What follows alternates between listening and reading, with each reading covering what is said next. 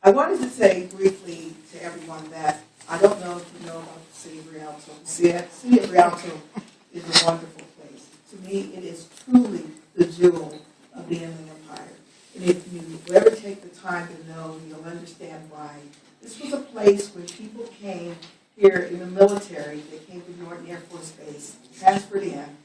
People would come to the San Bernardino area. And a lot of families always tried to move and buy homes up in Rialto. Because when they left to go to work, they were comfortable in knowing that they could leave their family, leave their home, go off to work, and know that their children and their property and their residence was being taken care of. Rialto's seen some ups and downs. I've met some wonderful people since I've come to this area in 1988. And it's over 100,000 people now in the city of Rialto. Probably when I came, it was a little less than 50,000. But it has been a fantastic place. It's a very diverse community. We are definitely working class citizens here. It's a diverse community representation, roughly about, I would say, 49 to 52%, depending on what report you're reading. Hispanic, about 28 to 28%. African American, and about 27% Anglo-American. So we are really a beautiful place. We celebrated our centennial last year. And one of the things, if you read the news article, was that in 1910, when they did the 1910 census, there was a number of races recognized in Rialto, but there was only one African American that was recorded living in Rialto at the time, and it was an African American female. And to think that here, 101 years later, Rialto has now elected their first African.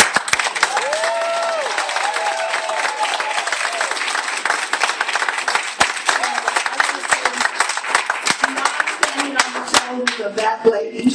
I also stand on the shoulders of my ancestors, which are the Jones, Scarboroughs, and the Shanklin Calhouns. My father's family was Shanklin Calhoun, and my mother was a Jones Scarborough. And I am so blessed to still have my mother here with me, and I'd like to give, a special acknowledgement because she has been my rock, along with the whole family, but she's been the rock for the whole family, and that is Miss Julia Scarborough.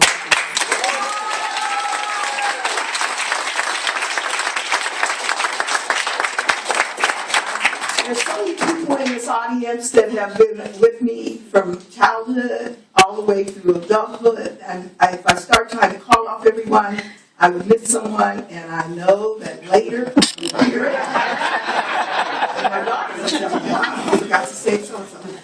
But I really have to say that there are so many people in here. And when I take this oath right now, I really want to say, I need to let you know that even though my father passed in 2000, he is very much with us all the time. He's one who, along with my mother, really gave us our work ethics, our values. And before I take my oath, I would just like to read to you one of the scriptures that my father always read. Was Mark. We found it when he passed, and we have it inscribed on his tomb. And it means so much to me, and that's John 9:4. And it just says, we must work the works of him who has sent me. As long as it is day, night is coming, when no man can work. So with that, I want to thank everyone. I wanted you to see the kids and people who worked in the campaign to help make it happen. That was the young kids. I don't know where they are in the room. My campaign manager's here. My campaign assistant extraordinaire is sitting right here, Ms. Pam White, who's a resident of Rialto. And everyone, my daughter, my son. But now I'm going to ask, because I'm taking my oath, I won't miss anyone. And I'm going to see how you guys can deal with this. I want everyone who is a family member or think they are a family member to rise. And if you have to sit there too long and wonder if you are, then you probably should stay seated. But no, I really want you to please come up, stand with my mother and me, and come forward. Not just at your seat. I want everybody up here, all of my family members. I want everybody, family I have first cousins from San Diego. I have my childhood girlfriend from Fort Payne, Texas. Take your family. My children, Lele and Angeles, my grandchildren, and my brother. Why do you do that? Yeah, you know, all people keep this family together. Keep forgetting.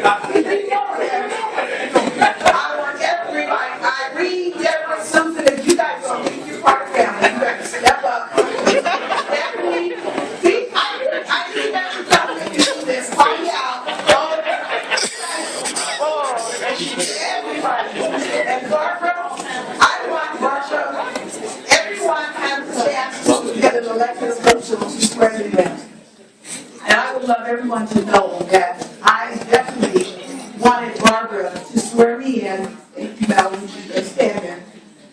I want Barbara to swear me in because Barbara and I have been friends. She's probably one of the second ladies other than my sister-in-law, Joanne Gilbert, who I met when I came here in 1988. She and I, a number of people in this room, are members of a great organization called the National Council of Women. I was in the San Diego session that I came here. But I want Barbara to also swear me in, because besides being a friend, I hope everyone knows that Barbara is actually currently the longest sitting African-American person elected that's sitting in San Bernardino County. Would you guys give Barbara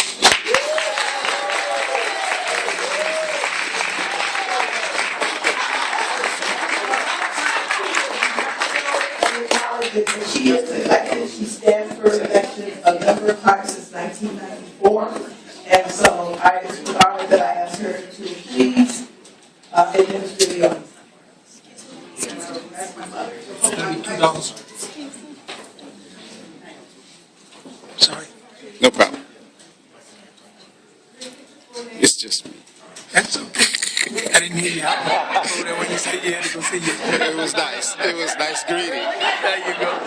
I, Deborah Robertson, do solemnly swear that I will support the Constitution of the United States, Constitution, State of California, against all enemies, foreign and domestic, that I will bear true faith and allegiance to the Constitution of the United States and the Constitution of the State of California, that I will take this obligation freely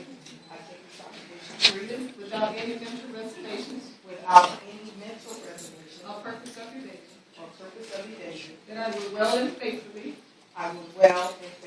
discharge the duties of the mayor of Greek Out